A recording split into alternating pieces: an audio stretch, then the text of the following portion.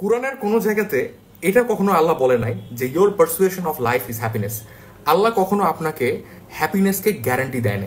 Even আল্লাহ এটাও কখনো বলে নাই যে তুমি যদি আমার জন্য ইবাদত করো, তুমি যদি নামাজ কায়েম করো, তুমি যদি কোরআন শরীফ তিলাওয়াত করো, তুমি যদি মানুষের সাথে ভালো আচরণ করো, মানুষের সাথে কাইন্ড হও, জেনারেস হও, তুমি যদি সত্যবাদী হও, তুমি লাইফের মধ্যে কোনো দুঃখ ফেস করবা না। এন্ড এটা আল্লাহ বলে নাই যে তোমার সবচেয়ে বেশি পারফেক্ট হইতে হবে, তোমার অনেক বেশি বড়লোক হইতে হবে, তুমি তোমার লাইফে সবকিছুতে সাকসেসফুল হবা, তুমি কোনো সময় ফেল করবে না, কখনো আল্লাহ বলেন। উল্টা আমি আপনাকে এই পুরো কনসেপ্টের ব্যাপারটা খুব সুন্দর একটা মেটাফর দিয়ে বুঝাই। মনে করেন বঙ্গোপসাগরের মাঝখানে আপনার সমুদ্রে নিয়ে আপনি একটা গন্তব্য পার হইতেছেন।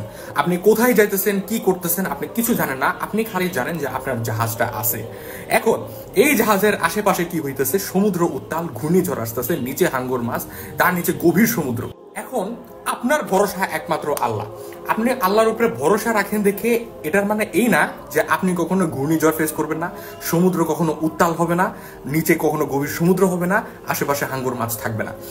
আল্লাহর উপরে ভরসা আপনাকে এই জায়গাটার মধ্যে নিয়ে যায় যে আপনার জাহাজ এত শক্তিশালী যে এই প্রলয়কারী বাতাস আপনার জাহাজের কোনো ক্ষতি করতে পারবে না। কেন? বিকজ আপনার বিশ্বাসটা আল্লাহর উপরে স্টেবল। আপনি জানেন না যে এই জাহাজ নিয়ে আপনি কই যেতেছেন, আপনি জানেন না এই ঝড় কখন থামবে, আপনি জানেন না যে সমুদ্রের এই উত্তাল কখন শেষ হবে, কিন্তু আপনি একটা জিনিস জানেন যে যতক্ষণ পর্যন্ত আপনি আল্লাহর উপরে ভরসা রাখছেন আপনার জাহাজ ডুববে না, এন্ড আপনি একটা না একটা গন্তব্যে পৌঁছাবেন। এখন একটু কন্ট্রাডিক্টরিতে চিন্তা করেন, আপনার যদি এই আল্লাহর উপরে বিশ্বাসটা না থাকে তখন কি হয়? এই মাঝ সমুদ্রের মধ্যে আপনার তখন কোনো জাহাজ থাকে না, আপনি সাঁতারও জানেন না, এবং এই গভীর উত্তাল সমুদ্রের মাঝখানে আপনি একা হয়ে পড়েন।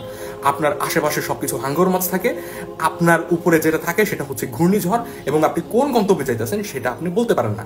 এখন আপনি যে আল্লাহর কাছে কোনো সাহায্য চাবেন সেটা না করে আপনি যেটা করেন সেটা হচ্ছে আল্লাহর উপরে দায় চাপানো, যে আল্লাহ আমার উপরে কেন এরকমটা করলো। আমি অন্যজনের উপরে দায় চাপানো শুরু করি, আমি হাঙ্গর মাছের উপরে দায় চাপানো শুরু করি, উত্তাল সমুদ্রের উপরে দায় চাপানো শুরু করি, জাহাজ নাই দেখে আমি কমপ্লেইন করতে থাকি।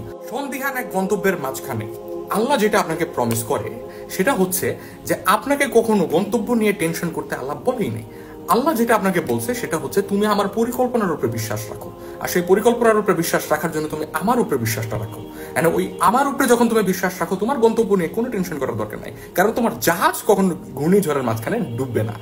আমি যেই কাহিনীটা বললাম সেটা হচ্ছে তাওয়াক্কুল। আর এই তাওয়াক্কুলের মানেটা কি জানেন? সারা দুনিয়ার মানুষ হয়তো আমাকে ভুল বুঝতেছে, আমার মা বাপ হয়তো আমাকে বুঝতেছে না, আমার বন্ধু বান্ধব হয়তো আমার নাই, আমার আশেপাশের মানুষ হয়তো আমার ভালো চায় না, আমার দুনিয়ার যে দুঃখ আমি হয়তো সেখান থেকে এখনো বের হতে পারতেছি না, আমার অতীতে যেটা হয়েছে সেটা থেকে আমি হয়তো বের হতে পারতেছি না, আমি জানি না আমার ফিউচারে কি হবে, আমি জানি না আমার বর্তমান কি আছে, কিন্তু যেটা আমি জানি সেটা হইতেছে যে আল্লাহর অস্তিত্ব আছে। আর যতক্ষণ পর্যন্ত আল্লাহর উপরে আমার বিশ্বাস আছে, আল্লাহর উপরে আমার ভরসাটা আছে, আর আল্লাহ যতক্ষণ পর্যন্ত আমার হৃদয়টাকে বুঝে ততক্ষণ পর্যন্ত আমার কোনো কিছুর কোনো টেনশন নেওয়ার দরকার নাই, কারণ আমার জাহাজ কখনো ডুববে না।